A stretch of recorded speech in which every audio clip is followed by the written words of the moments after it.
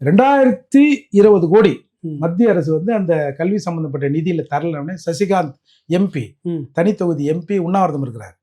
எல்லாரும் போய் அங்க வாசிக்கிறீங்கல்ல ஆன்னு வாயை திறந்து 2020 கோடி வாங்க வேண்டிய காசு தான் அது.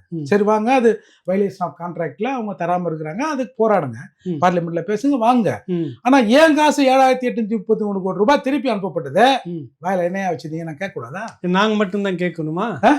நாங்க மட்டுமே, இந்த கட்சி மட்டுமே தான் கேட்கணுமா? அந்த கேள்வி இருக்குது இல்ல, வேற யார கேட்கணும்? சரி நான் வேற யார கேட்கணும்? இப்ப நீ சொல்றல திமுகவை கேளுங்க. திமுக அவன் தான் செய்ய மாட்டானாங்க.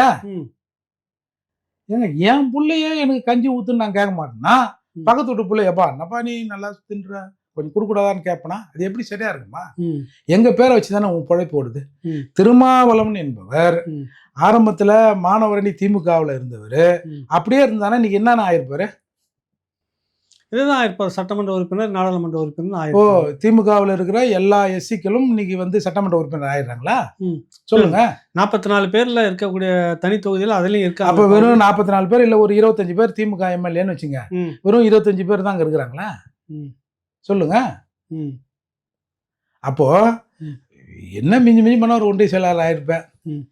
இப்போ உனக்கு மற்றவங்க செய்யற வேலையை நீ அவங்களுக்கு செஞ்சு ஒரு எம்எல்ஏ ஆயிருந்தான் ஆயிருக்கலாம், இவ்வளவுதானே. இப்படி மீசையை முறிக்கின்னு நான் இந்த சமூகத்தின் பிரதிநிதி, நான் ஏசி தமிழர் அப்பெல்லாம் சொல்றதுக்கான வாய்ப்பே இல்லையே. உனக்கு அந்த பார்கெனிங் கெப்பாசிட்டி எது கொடுக்குது? இந்த அப்பாவி பறையன் தானே கொடுக்குறான். சரி, அப்ப நீ இவங்களுக்கு எதிராக இருக்கிற, சீட்டு வாங்குற, வெளிநாடுகளுக்கு ஆட்களை கடத்துகிற மாஃபியா கும்பல் தலைவனுக்கு சீட்டை தர,